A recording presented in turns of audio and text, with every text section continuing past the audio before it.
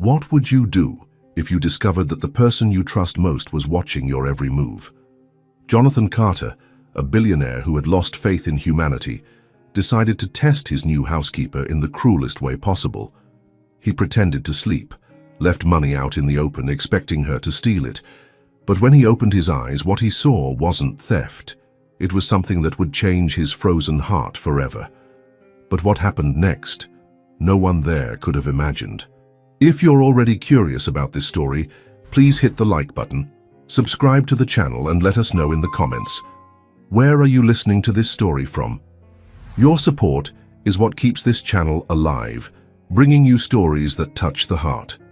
Morning arrived quietly at the Carter mansion, just as it had for years.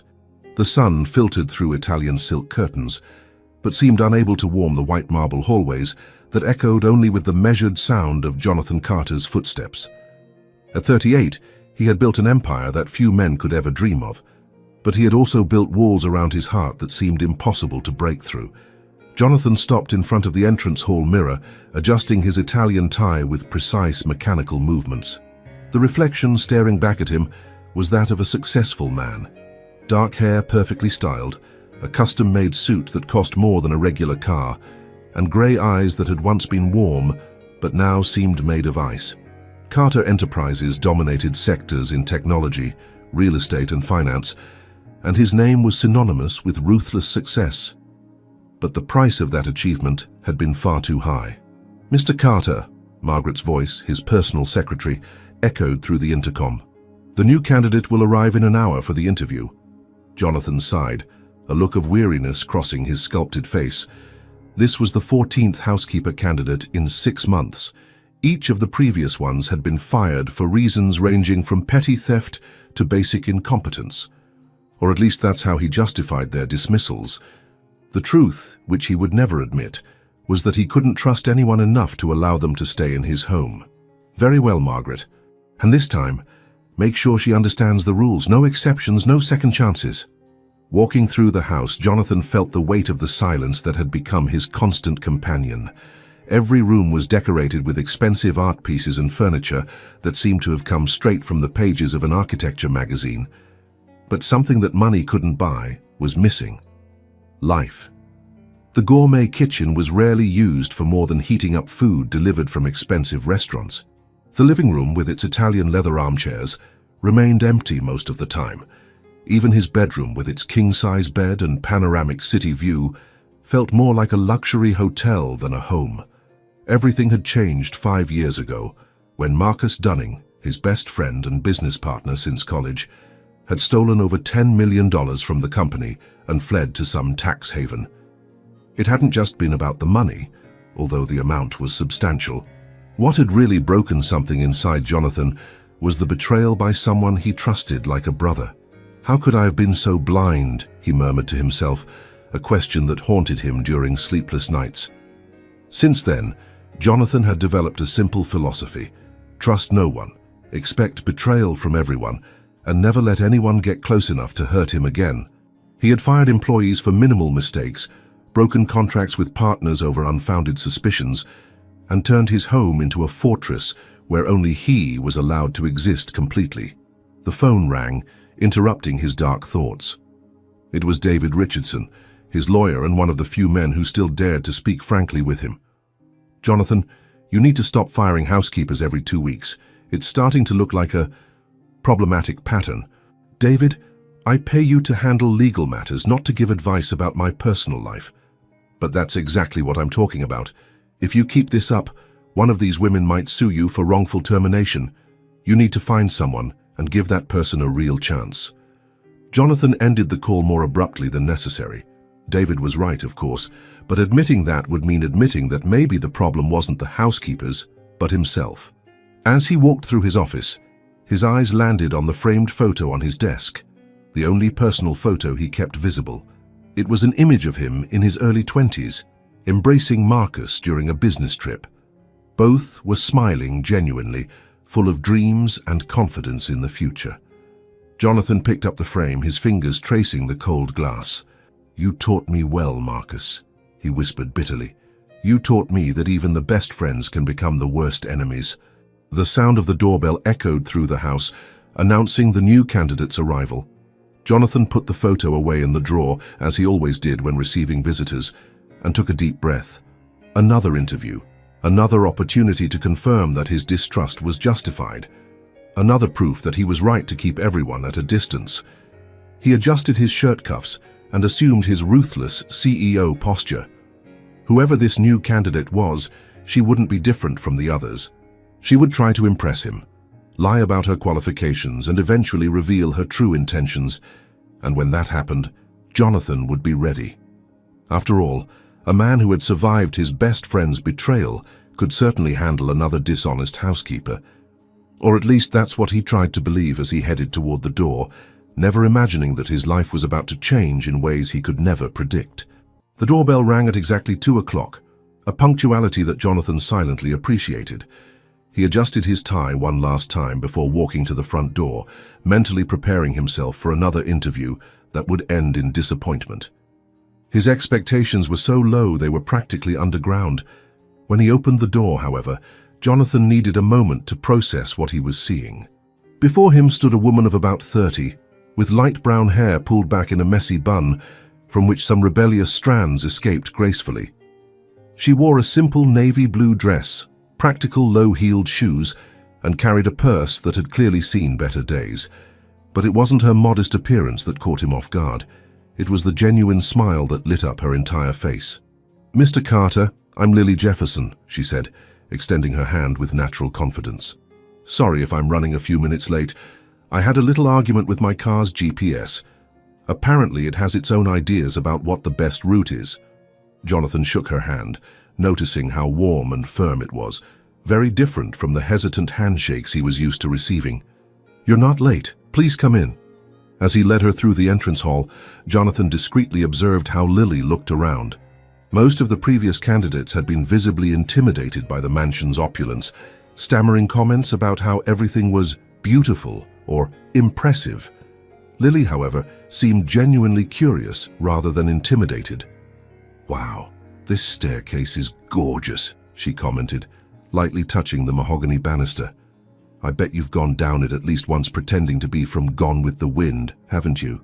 The question caught Jonathan completely off guard. For a moment he almost smiled, vaguely remembering having done exactly that as a child in another house long ago. But he quickly composed his professional mask. "Let's go to the office," he said, leading her down a long hallway. Jonathan's office was designed to intimidate, dark, formal, with an imposing desk and chairs that seemed to have come from a courtroom. He gestured for her to sit in the chair designated for visitors while he took his position behind the desk, a psychological tactic that always worked. "So, Miss Jefferson," he began, consulting the resume Margaret had prepared. "I see your previous experience was as a waitress?" "That's right. At the Sunnyside Diner downtown. 3 years serving coffee and chatting with people from all walks of life," Lily replied, apparently not feeling diminished by the question. "Before that I worked at a laundromat, and before the laundromat I helped take care of my grandmother until she passed away." "And what makes you think you're qualified to work in a house like this?" The question came out harsher than Jonathan intended. Lily tilted her head slightly, as if she were considering the question with real seriousness. "Well, Mr. Carter, I'd say working at the diner taught me to be efficient under pressure, to pay attention to details because, believe me, people notice when you forget they asked for extra sugar, and to treat every person with respect, regardless of how much money they have in their pocket." She paused, fidgeting with her purse strap. "As for taking care of my grandmother, that taught me that a home isn't about how expensive the things inside it are. It's about making people feel safe and cared for." Jonathan felt something strange stir in his chest, a sensation he had long forgotten how to interpret. "And you have a child, I see here." "I do. Emma, she's 6. Lily's face immediately lit up. She's everything to me." "And where would she stay while you work here?" "With the babysitter, Miss Rose. She takes care of Emma after school and during the summer. She's a wonderful woman who lives in the same building as us." Jonathan made some notes more out of habit than necessity. "And the child's father?" The question made Lily's smile falter for an instant, but she recovered quickly. "He's not part of our lives. It's just me and Emma, and that's fine by both of us." There was something about the way she said it, without bitterness, without self-pity, just a simple statement of fact, that intrigued Jonathan. Most people in similar situations would become defensive or try to gain sympathy.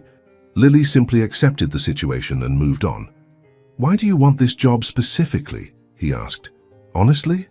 Because I need a stable job that pays well. I have a daughter to raise, and I want to give her opportunities I never had."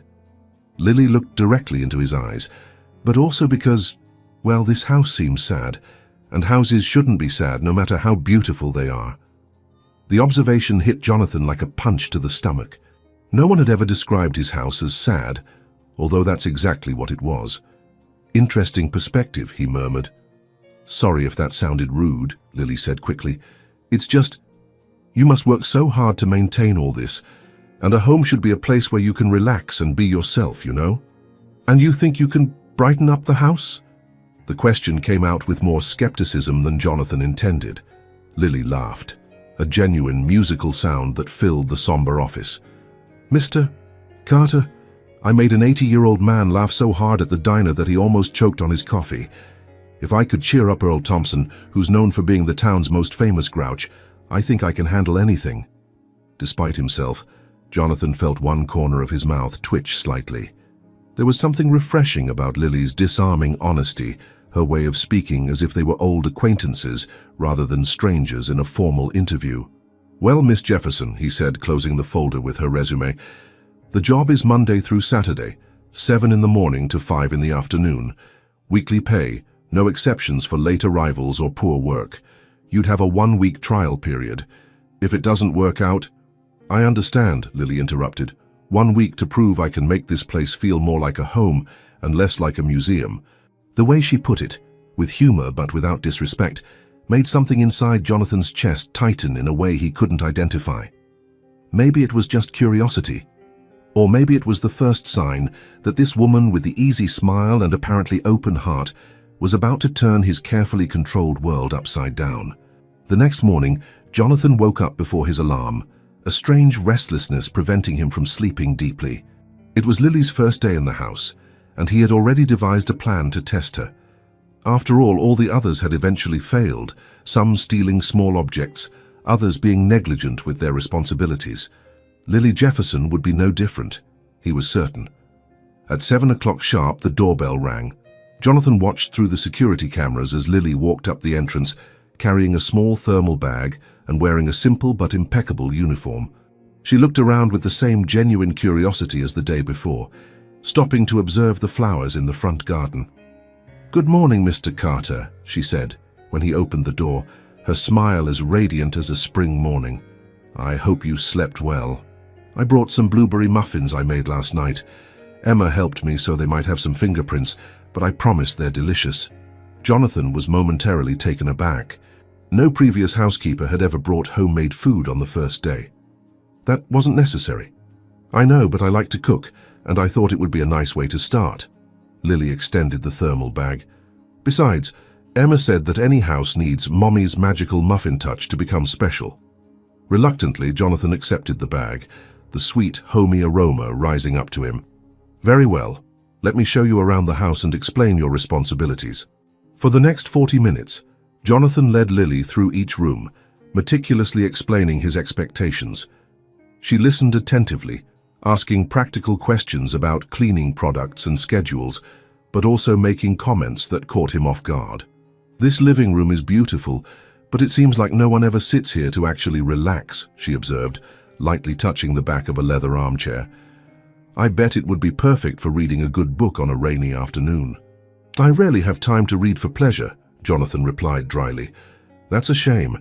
Reading is like traveling without leaving home. Emma is learning to read now and seeing the world through her eyes. It's magical."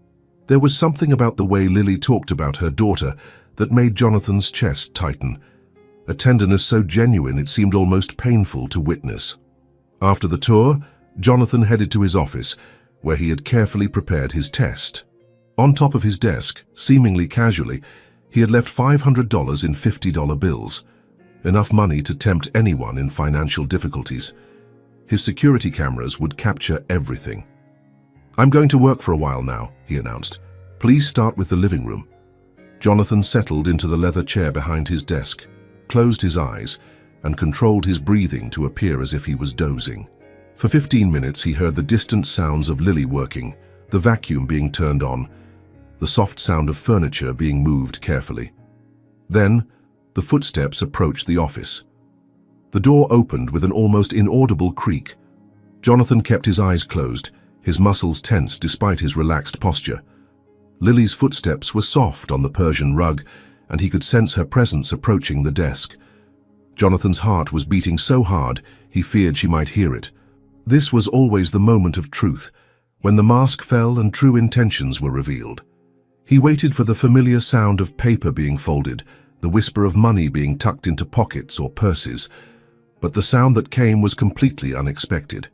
It was almost as if she were smoothing something. Jonathan fought to keep his eyes closed when he heard Lily murmur softly, "Oh, Mr. Carter, money scattered like this attracts bad energy." There was genuine affection in her voice, as if she were speaking to someone she cared about. Jonathan heard the soft sound of paper being handled carefully, but not in the way he expected. Instead of the quick sound of bills being hidden, there was something almost artistic happening. After a few minutes, the footsteps moved away. The door was closed with the same care with which it had been opened. Jonathan waited another 5 minutes before opening his eyes, preparing to confirm his suspicions about yet another dishonest housekeeper. What he saw left him completely paralyzed. The money was still there, all 5 bills, but they had been carefully arranged in the shape of a heart, each bill perfectly aligned with the others. In the center of the arrangement was a small yellow post-it note with delicate handwriting. "Organized money attracts prosperity, boss, L." Jonathan stared at the arrangement for long minutes, unable to fully process what he was seeing. In all his previous tests, the money had either disappeared or at best been ignored, but never ever had it been transformed into something loving. Slowly, he picked up the note, his fingers tracing the handwritten words. There was something so genuinely sweet about the gesture that he felt as if he'd been struck by lightning. The small hand-drawn emoji was imperfect, but it overflowed with personality and human warmth. For the first time in years, Jonathan Carter laughed. It wasn't a controlled or polite laugh. It was a genuine belly laugh that echoed through the silent office and surprised him with its intensity. He couldn't stop. Every time he looked at the heart made of money, another wave of laughter overcame him. "My God," he murmured, wiping away tears he didn't know were falling. "What has this woman done to me?" Jonathan stood up and walked to the window, still holding the note. Outside, he could see Lily through the living room window, humming while she arranged the sofa cushions. She seemed completely oblivious to the emotional earthquake she had caused in her boss. He had spent 5 years building walls around his heart, convincing himself that distrust was wisdom and isolation was safety. And then this woman appeared with her genuine smile and her way of transforming even a test of dishonesty into a gesture of affection. Jonathan carefully folded the note and tucked it into his shirt pocket, close to his heart. For the first time in a long while, he wondered if maybe, just maybe, there were people in the world who still deserved trust. And if Lily Jefferson was one of them, his life was about to change in ways he couldn't even imagine. A week had passed since the Money Heart incident, and Jonathan barely recognized his own house. It was as if Lily had brought with her an invisible magic wand, transforming every corner of the mansion with a contagious joy he hadn't experienced in years. It all started on the second day, when he came down for coffee and found a small note stuck to the Italian espresso machine. "Good morning, Mr. Fancy Coffee. I hope you make the boss's day sweeter today, L." Jonathan had stared at the note for 5 full minutes before realizing he was smiling. On the third day, it was the robot vacuum. Lily had glued 2 toy eyes on it and hung a small sign that read, "Sir Cleanington, Knight of Royal Cleaning." When Jonathan asked about it, she laughed and said, "Well, he works as hard as any of us. He deserves a name and a little recognition, don't you think?" "It's a robot, Lily. It doesn't have feelings." "Ah, but now it has personality," she replied, giving the passing robot an affectionate pat. "And characters with personality work better. Trust me, I know about these things." On the 4th day, Jonathan came downstairs to find the refrigerator transformed. Where there had once been only impeccable stainless steel, there were now small, colorful magnets holding drawings that were clearly made by Emma, motivational messages handwritten by Lily, "You're amazing, even on Mondays," and a small Polaroid photo of Lily and Emma smiling in a park. "Lily," he had begun, his voice carrying the authority he used to intimidate executives, "I didn't authorize decorations on the refrigerator." She stopped folding laundry and looked at him with that sincere expression that always disarmed him. "Oh, sorry, do you want me to take them down? It's just, well, a lifeless refrigerator seems so lonely. And Emma made this drawing especially for you." Jonathan looked more closely at one of the drawings, a stick figure wearing what appeared to be a suit, with a disproportionately large smile and scribbled dark hair. Underneath, in a child's handwriting, it said, "Mr. Carter, thank you for giving my mommy a job." Something melted inside Jonathan's chest. "She made this for me?" "She did. She asked me what the man who was giving me a chance to take better care of her was like. I told her you were kind on the inside, even if you were serious on the outside. So she wanted to thank you in her own way." Jonathan touched the drawing delicately, as if it were made of glass. "You can leave it on the refrigerator." On the 5th day, he found Lily in the kitchen trying to make pancakes, humming a song he didn't recognize. The counter was an absolute mess. Flour scattered everywhere, eggs broken in a bowl, milk spilled. It was the kind of chaos that would normally make him fire a housekeeper immediately. "Lily, what's happening here?" She turned around with flour on her nose and an apologetic smile. "Good morning. Sorry about the mess. I thought I'd make a real breakfast today, but these pancakes are proving more challenging than I imagined." Jonathan looked at the pan, where something that vaguely resembled a pancake was burning. "Have you tried cooking before?" "Of course. Well, scrambled eggs and sandwiches mainly. But how hard can a pancake be?" She laughed at herself. "Apparently harder than I thought." Without knowing exactly why, Jonathan approached the stove. "You're using the heat too high, and you need to wait for bubbles to appear before flipping." "Really? You cook?" "I used to cook. A long time ago." The words came out before he could stop them. "My mother taught me when I was a child." "How sweet. Want to show me?" "I promised to be a good student." Before he realized what he was doing, Jonathan was beside Lily, adjusting the stove temperature and demonstrating how to pour the batter correctly. When their hands accidentally touched as she tried to flip a pancake, he felt an electric current shoot up his arm. "Like this?" asked Lily, focused on the pancake that was turning golden. "Perfect," Jonathan murmured, realizing he wasn't looking at the pancake, but at her delicate profile, at the way she lightly bit her lower lip when she was concentrating. On the 6th day, Jonathan came downstairs and found music playing softly throughout the house. Not classical music or instrumental jazz that he usually listened to, but something cheerful and contemporary that made his feet want to move to the rhythm. "Lily?" he called. "In the living room," came the sung response. He found her dancing lightly while cleaning, using the cleaning brush as a microphone. When she saw him, she stopped immediately, blushing. "Sorry, I clean better with music. I can use headphones if you prefer." "No," said Jonathan quickly. "The music, it's fine. The house seems more alive." And it was true. For the first time in years, his house didn't feel like a mausoleum. It felt like a place where real people lived, laughed, made small messes, and cared about each other. On the 7th day, Saturday, Lily brought Emma to meet him briefly before going to a birthday party. Jonathan was working in his office when he heard giggles coming from the hall. "Mommy, he lives in a princess house," came a high-pitched little voice. "Emma, don't shout. Mr. Carter is working." Jonathan stood up and walked to the entrance, where a small girl with messy braids and a yellow dress was spinning around, observing the high ceiling with pure wonder. "You must be Emma," he said, trying to appear less intimidating. The girl stopped spinning and looked at him with big, curious eyes. "You're Mr. Carter. Mommy said you're very smart and work really hard." "Your mother said that." "Uh-huh. She said you have a good heart, but that maybe you forgot how to use it because you're too busy being important." Jonathan looked at Lily, who was mortified. "Emma, we talked about this." "But it's true, Mommy. And now he's remembering because you're here to remind him." Out of the mouths of babes, Jonathan thought, feeling something warm spread through his chest. Maybe little Emma was right. Maybe he really had forgotten how to use his heart, and maybe Lily was slowly helping him remember. As he watched mother and daughter say goodbye with little kisses and hugs, Jonathan realized that for the first time in 5 years, he didn't want Monday to come. Not because he feared work, but because it would mean Lily wouldn't be there, filling his empty house with laughter, music, and life. And that realization scared him more than any risky business deal he had ever faced. In Lily's second week of work, an unexpected situation would change everything at the Carter mansion. Jonathan was in an important video conference with Japanese investors when he heard the doorbell ringing insistently. Annoyed by the interruption, he paused the meeting for a moment. "Margaret, can you see who it is? I'm not expecting anyone."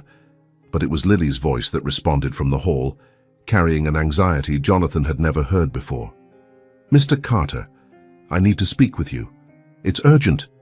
Jonathan quickly excused himself from the investors and left the office to find Lily in the hall, holding the hand of a visibly upset Emma. The girl was wearing her school uniform, but her cheeks were stained with tears and she was clutching a small backpack to her chest. "Lily, what happened?" "Miss Rose had to go to the emergency room. Her sister was in a car accident," Lily explained quickly, her voice trembling. "I don't have anyone else to watch Emma, and I can't miss work. I know this isn't part of the agreement, but could she stay here today? I promise she'll be quiet, that she won't be any trouble." Jonathan looked at Emma, who was watching him with big, hopeful eyes. The girl had clearly been crying, but now seemed more curious than scared.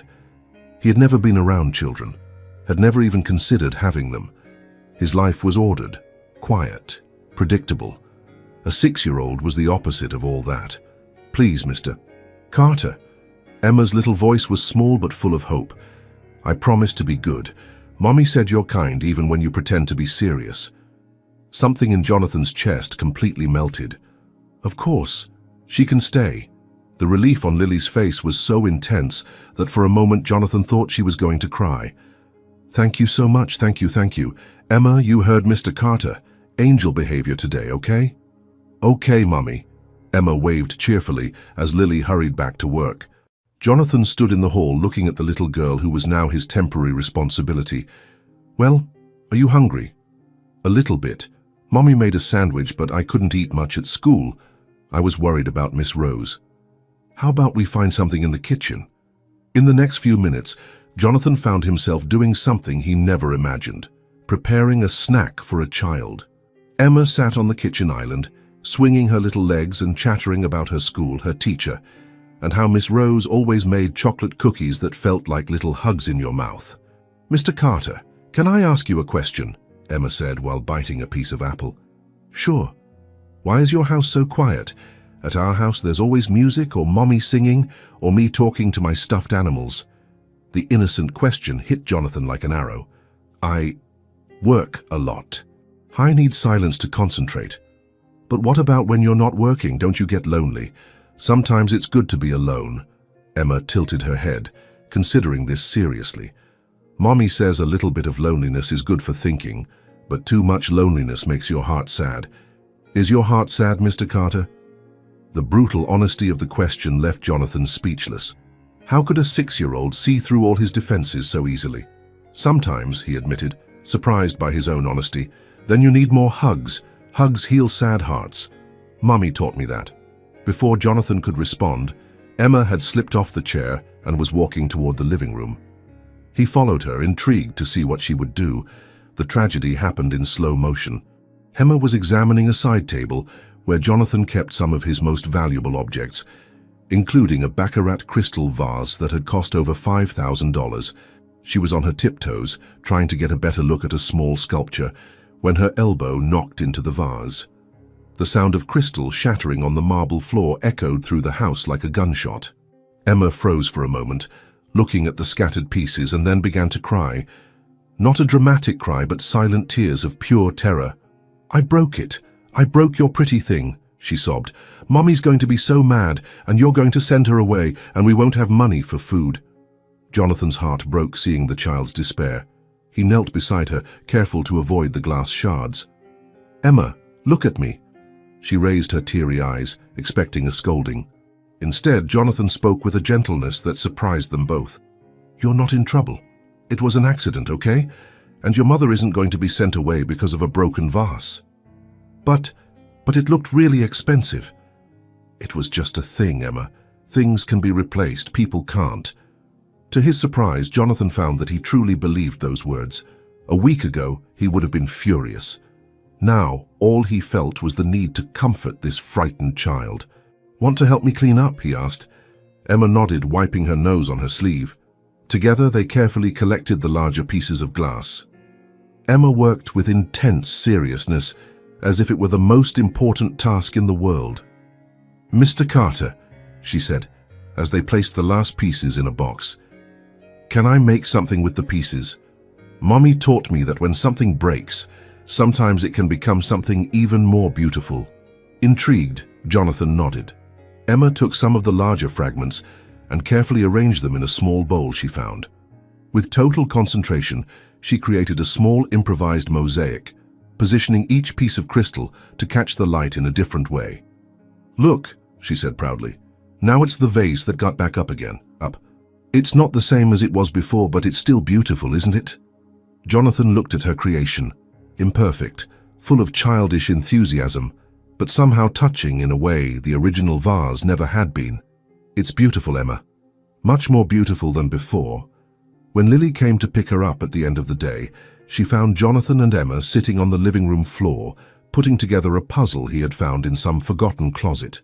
Emma was excitedly explaining each piece, and Jonathan, ruthless CEO of a billion-dollar empire, was listening to every word as if it were the most fascinating thing in the world. "How did things go?" Lily asked hesitantly. "Emma is wonderful company," said Jonathan, and he truly meant it. "She taught me some important things today." As he watched mother and daughter say goodbye, Jonathan realized that something fundamental had changed inside him. A 6-year-old had accomplished in a few hours what years of therapy and self-reflection hadn't managed. She had shown him that it was possible to love without fear, trust without guarantees, and that sometimes the most beautiful things in life came exactly from the most imperfect moments. And for the first time in a long while, Jonathan Carter didn't feel alone in his big, quiet house. 3 weeks after the day Emma broke the vase, life at the Carter mansion had established a rhythm that Jonathan could never have imagined. For the first time in years, he found himself eagerly anticipating weekends, not to rest, but because it meant more time to observe the contagious joy that Lily brought to every corner of the house. That Thursday morning, everything changed when Lily didn't show up at her usual time. By 7:15, Jonathan was genuinely worried.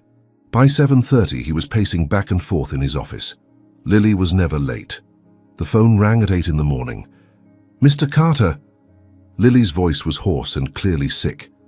"I'm so sorry to call so late. Emma and I caught a terrible flu. She was up all night with a fever and I'm not much better. I really can't come to work today." "Of course not," said Jonathan immediately, surprising himself with the speed of his response. "You need to take care of yourself and Emma. Don't worry about work. But I hate missing work. I never miss work, and I know you have that important meeting today." "Lily, stop." The concern in his voice was genuine. "Your health and Emma's are more important than any meeting. Do you have everything you need? Medicine, food?" There was a pause on the other end of the line, and Jonathan heard what sounded like a muffled sob. We'll be okay. Thank you for understanding, Mr. Carter." After hanging up the phone, Jonathan couldn't concentrate on anything. During the meeting with the directors, his mind constantly wandered to Lily and Emma sick in their small apartment. He imagined Emma with a fever, asking for her mother, and Lily trying to care for her daughter while feeling terrible herself. Around noon, Jonathan did something completely out of character. He cancelled all his afternoon meetings. "Margaret, I need to leave. Reschedule everything for tomorrow." "Mr. Carter, you never cancel meetings. Is everything all right?" "Everything's fine. I just need to take care of something important." 40 minutes later, Jonathan was standing in front of a small apartment building on the less affluent side of town, carrying 2 heavy bags. He had stopped at the grocery store, the pharmacy, and even a toy store, buying everything he imagined they might need. When Lily opened the door to apartment 3B, she looked even smaller than usual, wrapped in a worn bathrobe with disheveled hair. Her eyes were red and swollen, and she was clearly struggling to stay on her feet. Mr. Carter? Her voice was a hoarse whisper of shock. What are you doing here? I brought some things, he said, lifting the bags. May I come in? Lily stepped aside, visibly embarrassed by the state of the apartment. It was small but clean, decorated with used furniture that was lovingly cared for. Emma's drawings covered the walls, and there were photos of the two of them smiling scattered everywhere. It was modest, but there was more warmth in that tiny space than in Jonathan's entire mansion. How's Emma? He asked, placing the bags on the small kitchen table. Sleeping, finally. Her fever came down a little this morning, but she's still pretty weak. Lily watched him take items out of the bags. Canned soup, tea, fever medicine, juice, crackers. Mr. Carter, you didn't need to... This must have cost... Don't worry about the cost. He continued unpacking, including a small teddy bear. I thought Emma might like to have something new to hug while she recovers. Tears began streaming down Lily's face. I don't know what to say. No one has ever taken care of us like this. Jonathan turned and saw her crying, and something inside him shattered.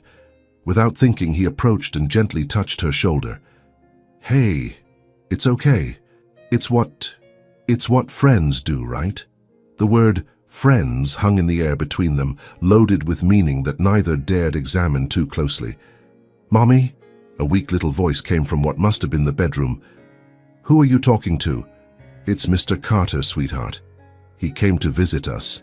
Emma appeared in the bedroom doorway, wearing unicorn pajamas and holding a worn blanket. She looked small and vulnerable, but her eyes lit up when she saw Jonathan. Mr. Carter, you came to see us. Her voice was hoarse but full of genuine joy. Of course I did. How are you feeling, little one? Better now that you're here. Mommy said you're too busy to visit regular people. Jonathan looked at Lily, who was mortified. Emma? I never said that. Well, Emma, said Jonathan, kneeling down to the girl's height, it turns out you two are the most important people I know, and important people deserve visits when they're sick. Emma's eyes widened. We're important to you? The innocent question hit Jonathan like a punch to the stomach. When was the last time someone had asked if they were important to him? When was the last time he had actually mattered to someone? Very important, he said, his voice softer than it had ever been. Do you want to stay for dinner? Mommy always makes the best mac and cheese when we're sick. Jonathan looked at Lily, who seemed ready to faint from embarrassment. Emma, Mr. Carter probably has important things to do. Actually, interrupted Jonathan, surprising everyone, including himself, mac and cheese sounds perfect, but how about I cook today? You both need to rest. And that's how Jonathan Carter, billionaire CEO, spent the evening in a small kitchen, preparing soup from a can and making toast, with a 6-year-old as his chief assistant and a sick but radiant woman watching from the couch. Mr. Carter, Emma said when they were all sitting around the tiny table, you're different here. Different how? More happy. Your eyes smile along with your mouth. Lily gently touched Emma's hand. Emma, don't ask personal questions. It's okay, said Jonathan. She's right. I am happier here. As he helped put Emma to bed later that night, the girl held his hand with her small, warm fingers. Mr. Carter, can you be my friend forever? Forever, he promised. And for the first time in his adult life, he really meant it. When he was saying goodbye at the door, Lily held his arm. Thank you for everything. You didn't have to do this, but... Lily, he said, turning to face her. I wanted to do this. You two, you make me want to be a better person. In that moment, standing in the dimly lit hallway of the small apartment, something passed between them. An understanding, a connection that went beyond employer and employee. Jonathan felt the urge to touch her, to say words he didn't yet know how to form, but instead he simply smiled and said, Rest, and don't worry about coming back until you're both completely well. As he drove back to his empty mansion, Jonathan realized that for the first time in 5 years, he didn't feel alone. He had found something he didn't even know he was looking for, a family, and now he needed to figure out how not to lose it. 2 weeks after the night at Lily's apartment, Jonathan had become a person he barely recognized in the mirror. He came home eager to hear Emma's stories from the day, to see Lily humming around the house, to participate in the small rituals that had become precious. Breakfast together, playing in the garden on weekends, the movies they watched in the living room after Emma fell asleep in his lap. It was during one of those perfect moments, an impromptu picnic in the mansion's garden on a sunny Saturday, that everything fell apart. Jonathan was helping Emma fly a colorful kite while Lily arranged the checkered blanket they had spread on the grass. Emma's laughter echoed through the garden when she managed to make the kite soar high, and Jonathan felt his heart expand in a way he had never experienced before. "Look, Mommy, Mr. Carter taught the kite to dance in the sky," Emma shouted, running toward them with her arms open. Jonathan caught her in his arms, spinning her around while she laughed. "You're the excellent teacher, little one. The kite just needed someone brave to show it the way." Lily watched them with that radiant smile that made Jonathan's world seem brighter. "You two are perfect together," she said, and there was something in her voice, a tenderness, a suggestion of something deeper, that made Jonathan's heart race. None of them noticed the telephoto lens hidden among the trees across the street. The storm began Monday morning. Jonathan was drinking coffee when Margaret called, her voice tense in a way he rarely heard. "Mr. Carter, you need to see the news, now." When Jonathan turned on the television, he felt the blood freeze in his veins. The screen showed photos of him, Lily and Emma at the picnic. Intimate images that had been taken without permission, but that told a story the media was eager to exploit. "Billionaire Jonathan Carter in secret romance with housekeeper," screamed the headline. "New girlfriend has daughter by unknown father." The presenter continued with a malicious smile.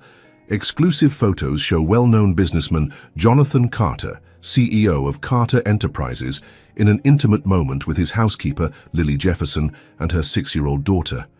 Sources close to the Carter family have expressed concern about this controversial relationship." Jonathan turned off the TV, his hands trembling with rage.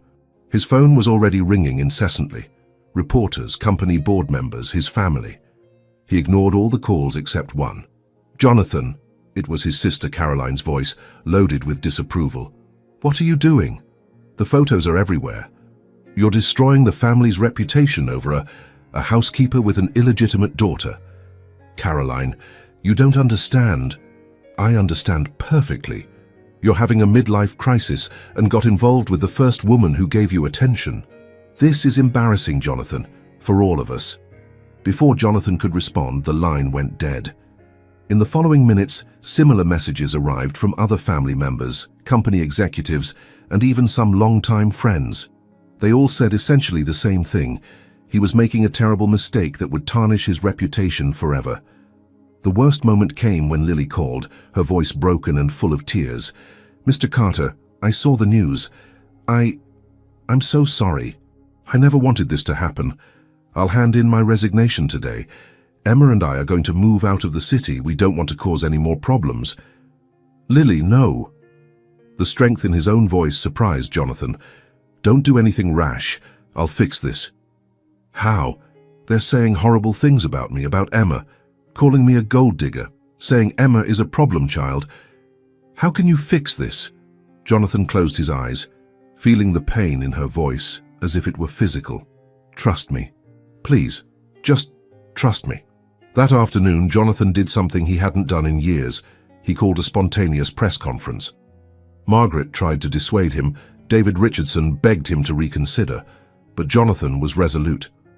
When he entered the Carter Enterprises conference room, dozens of reporters stood up, cameras flashing, recorders being turned on. Jonathan walked to the podium with the upright posture that had intimidated countless business adversaries. "Ladies and gentlemen of the press," he began, his voice clear and firm.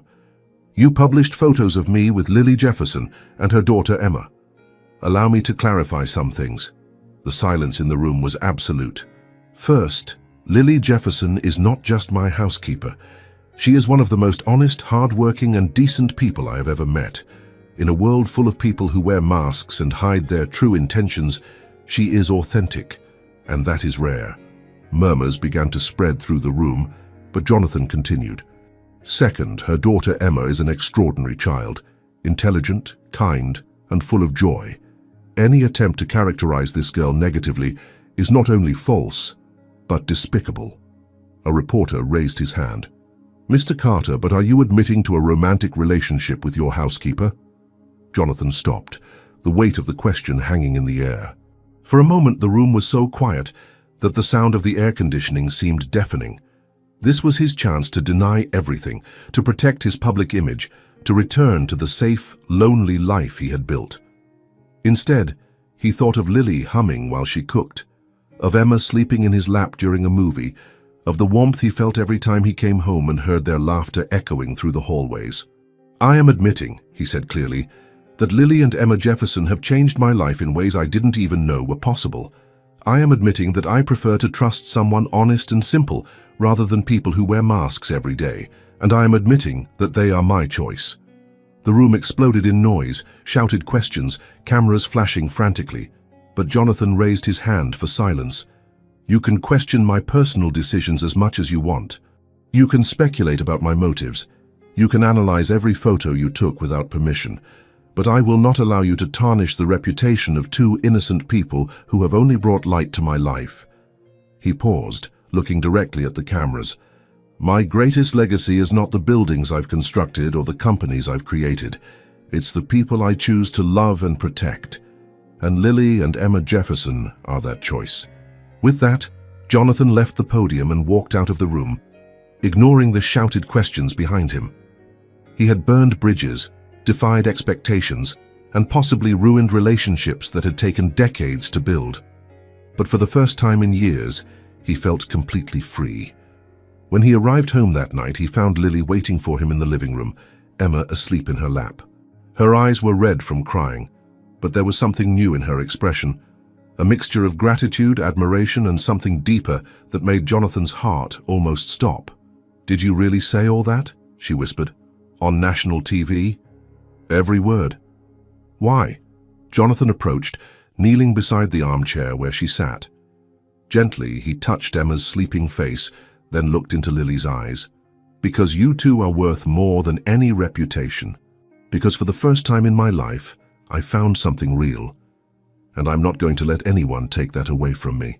Tears began streaming down Lily's face again, but this time they were tears of relief, gratitude, and perhaps something that looked very much like love. 3 weeks after the press conference, life had found a new rhythm at the Carter mansion. The media had moved on to other scandals, but Jonathan's words had echoed far beyond the headlines. Interview requests arrived from magazines wanting to tell the real love story. Invitations to charity events appeared addressed to Mr. Carter and family, and for the first time in years, Jonathan received calls from people genuinely curious about his happiness, rather than just interested in his business. It was Margaret who brought the invitation that would change everything. "Mr. Carter," she said, entering the office with a peculiar expression, "an invitation arrived for the annual Children's Hope Foundation charity ball. They would like you to be the keynote speaker this time."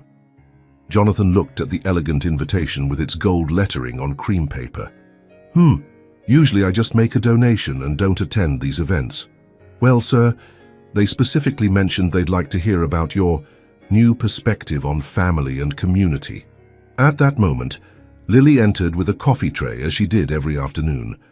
But Jonathan noticed she still felt a bit shy around him since the press conference, as if she didn't know exactly how to behave now that the whole world knew about her importance in his life. "Lily," he said impulsively, "how would you feel about going to a formal event with me as my date?" The tray nearly slipped from Lily's hands. What? It's a charity ball. Formal attire, fancy dinner, some important people wanting to meet the woman who managed to tame the feared Jonathan Carter." He smiled, trying to appear casual despite the nervousness he felt. "What do you think?" Lily set the tray on the table with trembling hands. "Jonathan, I don't know how to waltz. I don't have an appropriate dress. I don't know how to talk to important people." "You talk to me every day," he said softly, "and I'm supposedly an important person. It's different. With you, I can be myself. At these events, people will judge me.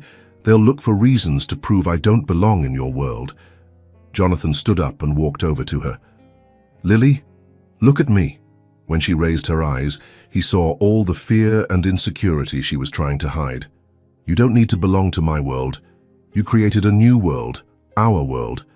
and I'd like to show people how beautiful this place you built is." 2 hours later, they were at an elegant boutique downtown. Jonathan had insisted, despite Lily's protests about the cost.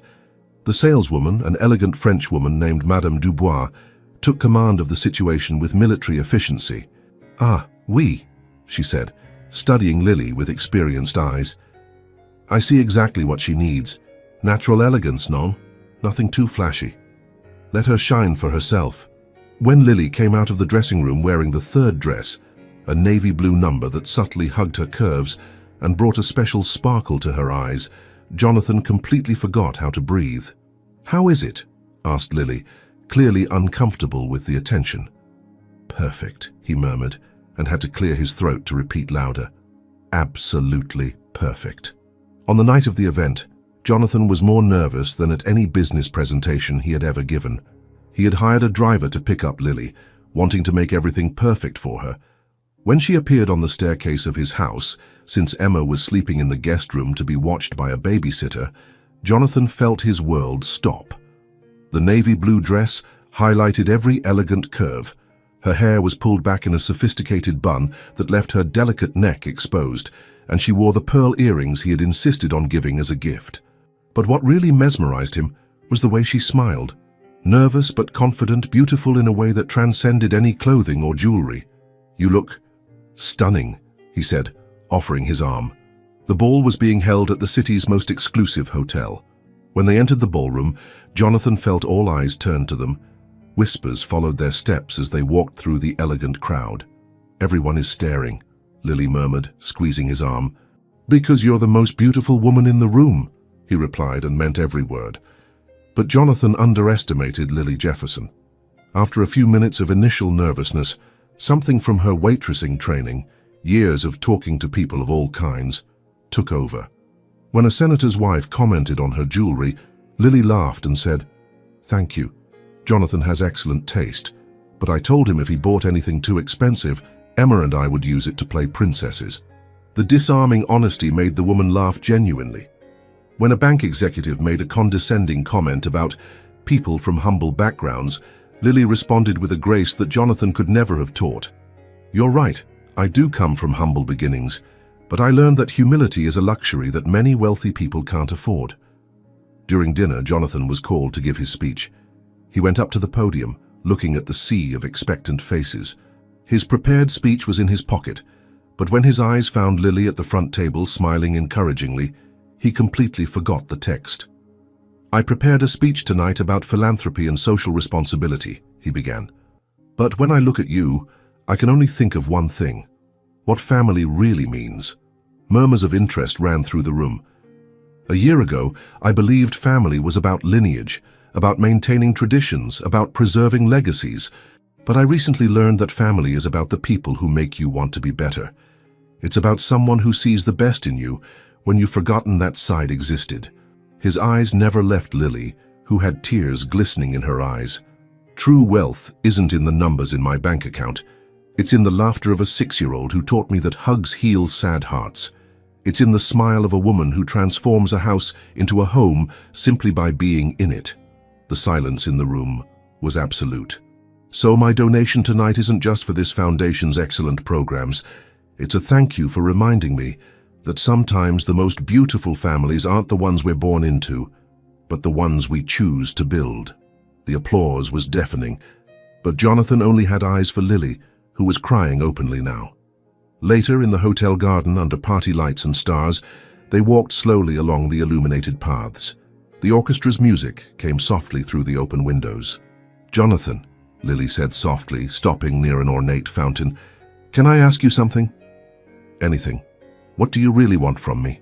From us?" The question he had been avoiding, the conversation he knew they needed to have. Jonathan took her hands in his, feeling how small and warm they were. "I want," he began, then stopped, searching for the right words. "Lily, 5 years ago I built walls around my heart because I thought it would protect me. But you and Emma didn't climb those walls. You simply knocked them down with kindness."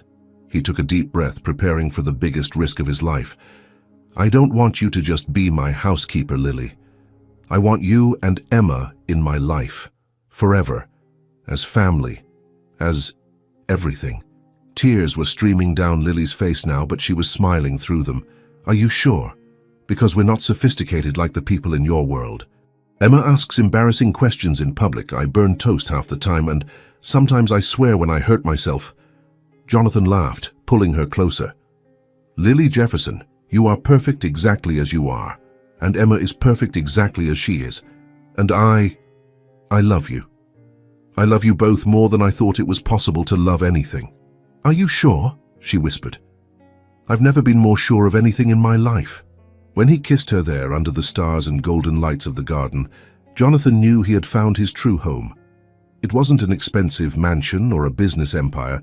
It was the heart of the woman in his arms and the smile of the little girl waiting for them at home. And for the first time in his adult life, Jonathan Carter was exactly where he belonged. A year later, Jonathan woke up not to the shrill sound of his alarm clock, but to giggles coming from the hallway. He smiled before even opening his eyes completely, recognizing the soundtrack that had become his favorite. Emma trying to wake Lily by whispering too loudly, followed by his wife's sleepy voice trying to negotiate 5 more minutes of sleep. Wife. Even after 6 months of marriage, the word still made his heart race. "Daddy Jonathan." Emma's voice echoed through the hallway, followed by the sound of little bare feet running on marble. "Mommy said you're going to teach us how to make butterfly-shaped pancakes today." Jonathan sat up in bed as Emma burst into the room, her brown hair an adorable mess and wearing the unicorn pajamas he had bought for her the week before. It still amazed him how his heart expanded every time she called him Daddy Jonathan, a title she had started using spontaneously, and that meant more to him than any business award he had ever received. "Butterfly pancakes. That sounds like quite a challenge," he said, picking her up. "Are you sure I'm qualified for this mission?" "Of course you are. You're the best at everything." Emma kissed his cheek with the absolute confidence that only children possess. Lily appeared in the bedroom doorway, hair loose falling over her shoulders, wearing one of the silk robes Jonathan had insisted on buying for her. Even after all this time together, the sight of her still made him forget how to breathe. "Sorry," she said, with that morning smile that had become his personal religion. Someone woke up determined that today was special pancake day. "Someone," said Jonathan, tickling Emma, clearly inherited the determination gene from her mother. The mansion's kitchen had completely transformed over the past year. Where untouchable perfection once reigned, there was now real life. Emma's drawings stuck to the refrigerator with colorful magnets, a cookie jar always full on the counter, spices that Lily had organized according to her own logic, the ones that make food happy go together, and flour stains that stubbornly appeared no matter how many times they cleaned. "Okay, team," Jonathan announced with exaggerated seriousness, tying on an apron that said, "Chef of the Heart, Emma's Father's Day gift." Operation Butterfly Pancake is officially underway. What followed was organized chaos filled with love.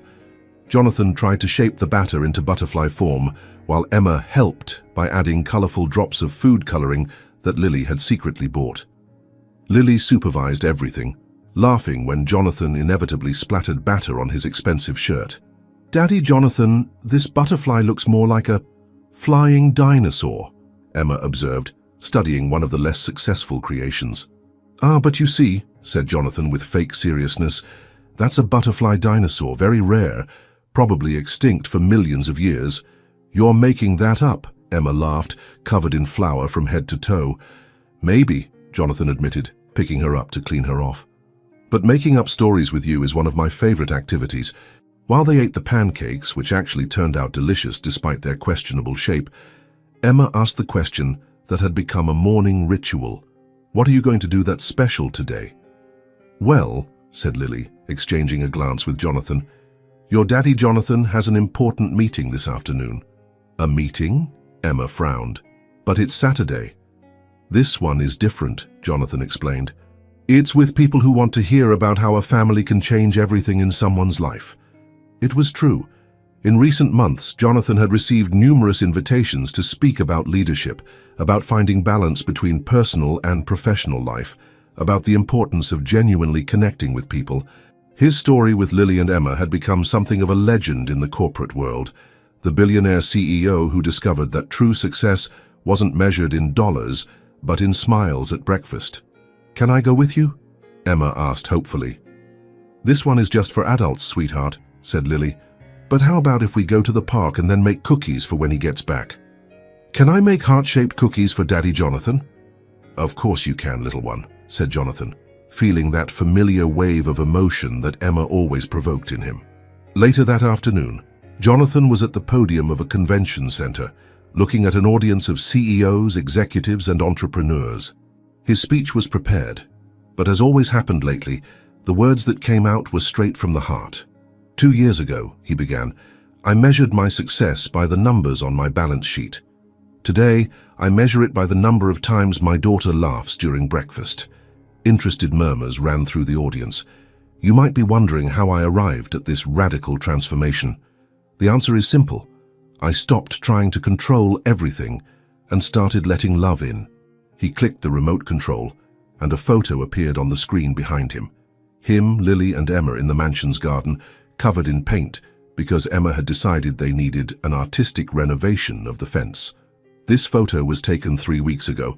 I had just closed a $50 million deal, but what made me happiest that day was my daughter telling me I had the best smile in the world, even with green paint on my nose. Laughter echoed through the audience. My greatest legacy isn't Carter Enterprises.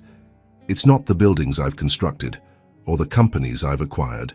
It's the family I chose to love and who taught me that true leadership starts at home, with the people who know us when we take off our ties and are just human. When Jonathan arrived home that night, he found a scene he would never tire of seeing. Emma was sleeping in Lily's lap on the living room couch, both covered by a blanket that Emma had insisted on calling the family magic blanket. The TV was playing a Disney movie that had clearly been abandoned in favor of a collective nap.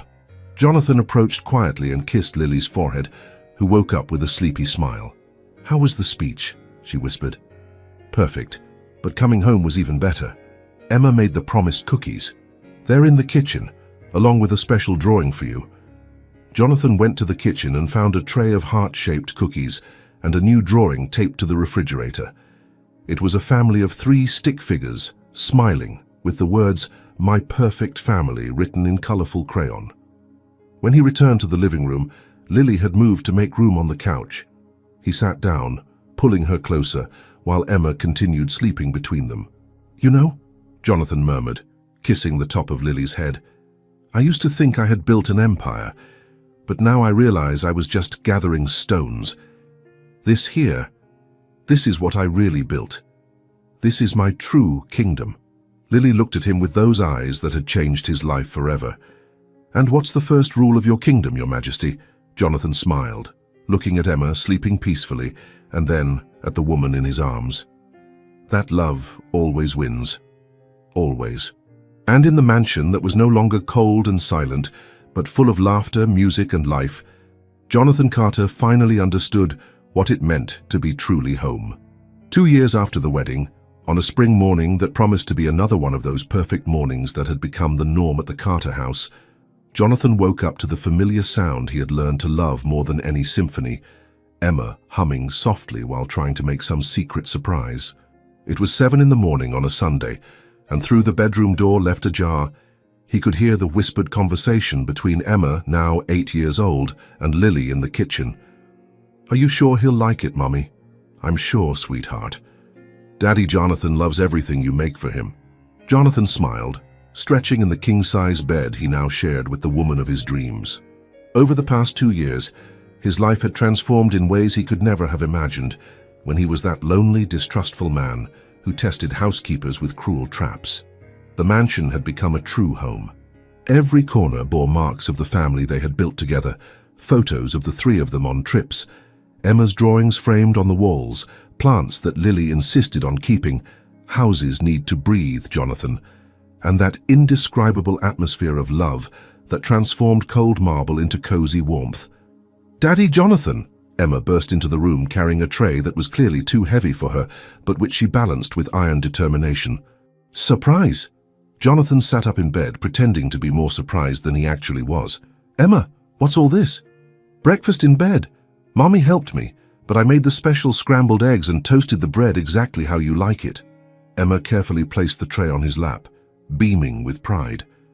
Lily appeared in the doorway, wearing a floral dress that made her look like a ray of morning sunshine. Even after all these years together, Jonathan still felt his heart race when he saw her. "Someone decided today was the day to spoil Daddy Jonathan," she said, sitting on the edge of the bed. "And what's the special occasion?" asked Jonathan, tasting the scrambled eggs that were surprisingly perfect. Emma exchanged a conspiratorial look with Lily before answering. "Well, I was thinking—" "Oh no," Jonathan joked. "When you start with, 'I was thinking,' it usually means I'm going to have to build a treehouse or buy a pony." "It's nothing like that," Emma laughed, but then became serious in a way that made Jonathan's heart tighten. "It's just that at school everyone has brothers or sisters, and I was thinking that maybe it would be nice if I had one too." The silence that followed was charged with emotion. Jonathan looked at Lily, seeing the blush rise in her cheeks, and then looked back at Emma, who was watching him with those big, hopeful eyes. "A brother or sister?" Jonathan repeated carefully. "Uh-huh. Someone I could teach things to, you know, like you and Mommy teach me, and someone to play with when you're busy being adults." Jonathan felt something warm expand in his chest, a sensation that had become familiar since Emma and Lily entered his life, but which still surprised him with its intensity. "And what do you think, Mommy?" he asked, pulling Lily closer. Lily looked at him with that shy smile he had learned to recognize as a sign that she was thinking something important. "Well, I think our family is already perfect the way it is, but, Jonathan encouraged, "but maybe it could become even more perfect," Lily finished, blushing even more. Emma clapped her hands. "Does that mean you're going to try?" Jonathan laughed, pulling the two women of his life into a collective hug. "It means we're going to talk about it, like a family does." "Can I choose the name?" Emma asked immediately. "Let's take it slow, little one," said Lily, laughing. "First, we have to see if this is really going to happen." During the rest of the morning, as they prepared lunch together in the kitchen, a Sunday tradition that Jonathan had learned to value more than any business meeting, the conversation about the possibility of expanding the family continued naturally and lovingly.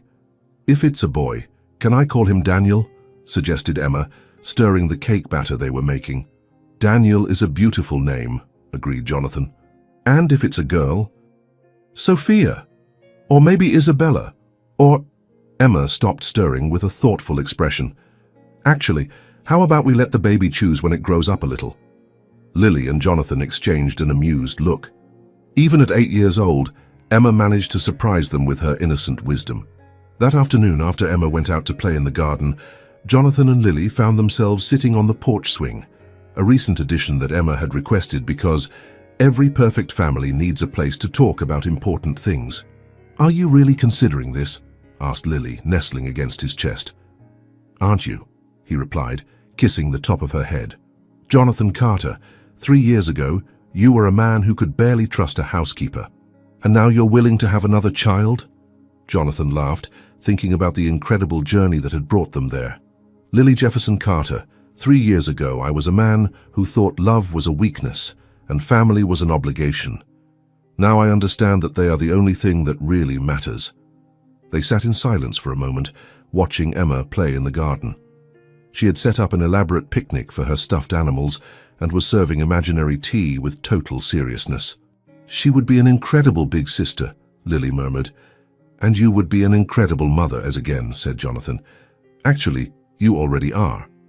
That night, after Emma went to bed, not without first making Jonathan promise they would talk more about the little brother project, as she had started calling it, Jonathan found himself in his old office, now transformed into a mix of home office and playroom, with a smaller desk for Emma to do homework while he worked.